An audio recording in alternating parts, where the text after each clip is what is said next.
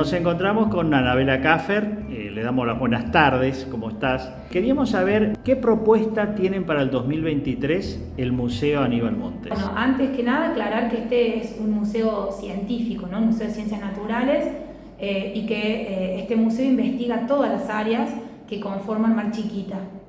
En ese sentido, lo que tiene para ofrecer el museo son salas temáticas que representan a distintas áreas de investigación. En donde estamos situados en este momento, que es el área de la sala de geología, tenemos toda la información referida a la laguna. Cabe decir que este estudio es nuevo, es el más actual que tenemos. Lo hicieron científicos de CONICET, se hizo entre 2018 y 2019, o sea que es súper actual, teniendo en cuenta que después, nos agarró la pandemia, no se pudo difundir lo suficiente, y recién a partir del 2022 podemos decir que lo empezamos a difundir ya de manera más eficiente, ¿no? Que es el estudio que vamos a ver acá en esta primera sala.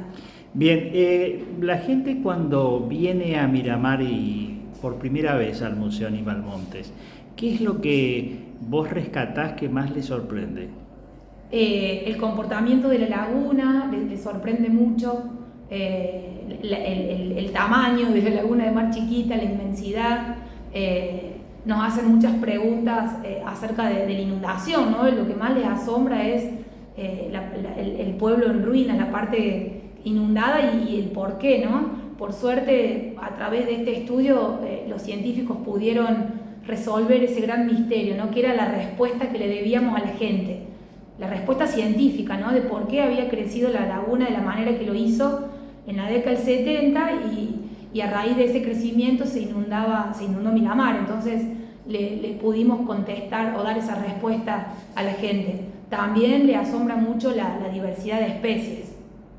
Eso también es algo que la gente viene buscando, ¿no? Saber del flamenco, de las aves migratorias. La migración de las aves que vienen desde el otro hemisferio también es algo que llama mucho la atención, ¿no? Es casi increíble pensar que unas aves tan pequeñas puedan hacer tremenda migración desde el hemisferio norte y que lleguen y se afinquen en esta región. Vos me hablaste de que hay una evidencia científica del comportamiento de la laguna. ¿Cuál es la versión? Porque hay muchas versiones que surgen de personas que por ahí hablan de la situación del mar de Arcenusa. ¿Cuál es la versión científica del comportamiento? Nuestra laguna es una laguna cíclica, en eso creo que coincidimos todos, ¿no? Que tiene comportamientos, variaciones cíclicas que duran entre 8 y 10 años. Nosotros, por suerte, con este estudio pudimos relevar de los 70.000 años que tiene nuestra laguna, se pudieron relevar los últimos 25.000, que es un montón, ¿no? Ahora ya a partir de este mes, que están volviendo los científicos de España, porque estuvieron becados durante todo este tiempo, desde marzo del año pasado hasta marzo de este año, estuvieron en España, ahora vuelven a la Argentina y van a continuar con este estudio porque la idea es relevar los 70.000 años completos de nuestra laguna. De todos modos, con este estudio, en donde pudimos relevar los últimos 25.000, ellos descubren que la laguna siempre había fluctuado dentro de un rango, de un patrón estable de comportamiento, hasta la década del 70, que fue cuando rompe ese patrón, cuando sale y ya toma uno nuevo, que es en el patrón en el que fluctúa actualmente, ¿no? Ya mucho más crecida nuestra laguna. Y esa crecida se la deben al cambio climático. Es decir, la razón científica por lo cual la laguna aumenta de nivel se debe al cambio climático. Sí, te quería preguntar si debido al cambio climático, pero ¿tiene que ver algo el cambio climático con la deforestación que se producen en cuencas superiores de los afluentes? La deforestación influye un 20% en el cambio climático.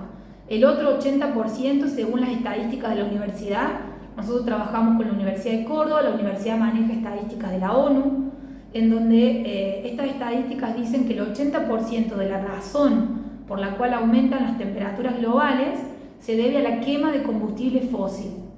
ahí radica el cambio climático. ¿Por qué? Porque la matriz energética que compartimos todos los países del mundo se basa en la quema de petróleo, gas y carbón, ¿sí? Entonces, cuando nosotros quemamos combustible fósil, liberamos dióxido de carbono. Y al liberar el dióxido de carbono, retenemos calor, que es el que provoca el efecto invernadero. El efecto invernadero nos lleva al aumento de las temperaturas globales. Y ahí se empieza a romper el sano equilibrio que debe existir en la naturaleza para que todo funcione de manera correcta. Entonces, en el caso puntual de nuestra laguna, en la década del 70, cuando nada se sabía del cambio climático, el problema fue ese, era imposible en la década del 70 asociar el crecimiento de la laguna con el cambio climático, porque en ese momento no se sabía, no se estudiaba el cambio climático, no se sabía. Ahora ya es más común hablar del cambio climático, convivimos con el cambio climático y es algo cotidiano. Para nosotros hablar del cambio climático es normal. Entonces, en ese momento no se pudo asociar el cambio climático. Pero lo que ocurrió fue que al aumentar las temperaturas globales cambió, digamos, la temperatura del agua en el océano. Al cambiar la temperatura del agua en el océano, impactó sobre las corrientes de aire, que son las que forman la lluvia en Sudamérica. En ese momento llovió 3 veces más de lo normal en Sudamérica. Estos ciclos que rigen a nuestra laguna son globales, se dan en toda Sudamérica. Entonces, al llover 3 veces más, ¿qué pasó con nuestra laguna? Crece 3 veces más porque recibe todo ese exceso de precipitaciones. Y no lo hizo solamente nuestra laguna. En el mismo periodo, recordemos que también se inunda Epecuén y Melincué, que también son cuencas cerradas. ¿Por qué? Porque en definitiva las que recibieron todo el exceso hídrico de la década del 70 fueron las cuencas cerradas.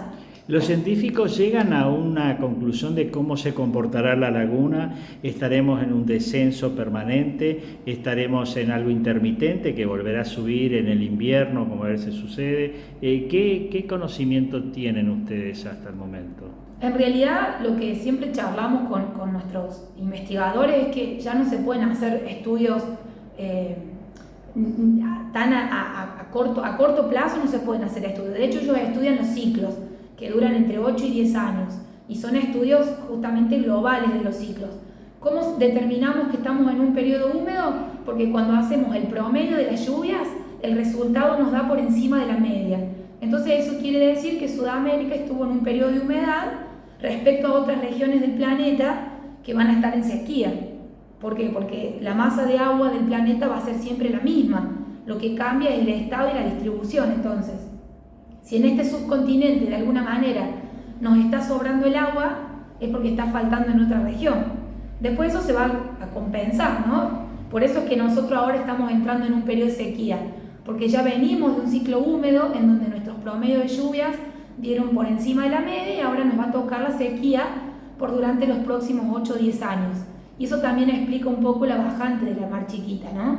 Corresponde al ciclo que estamos atravesando, que es ya el ciclo seco, sumado a que venimos también de veranos en donde tuvimos la corriente de la Niña, que es una corriente más seca, respecto a la del Niño, que por ahí trae más agua, es más húmeda. Entonces, también la reacción de la laguna tiene que ver con eso, ¿no? Con que venimos de veranos secos, temperaturas muy altas, que eso también influye en la evaporación, por ende la laguna baja de manera más acelerada, pero corresponde al ciclo que estamos iniciando y que todavía va a durar durante varios años, ¿no? Bien, digamos que la laguna podría comportarse estable o seguir bajando. Puede o mantenerse, que es cuando nosotros decimos que tiene saldos nulos, porque la evaporación está compensada con la lluvia, entonces o se mantiene o baja, que es cuando la laguna tiene saldos negativos.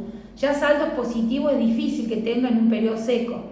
Eso sucede por lo general en los ciclos húmedos, cuando la lluvia le gana la evaporación, entonces decimos que los saldos son positivos, ¿no? De acuerdo al balance hídrico de la laguna.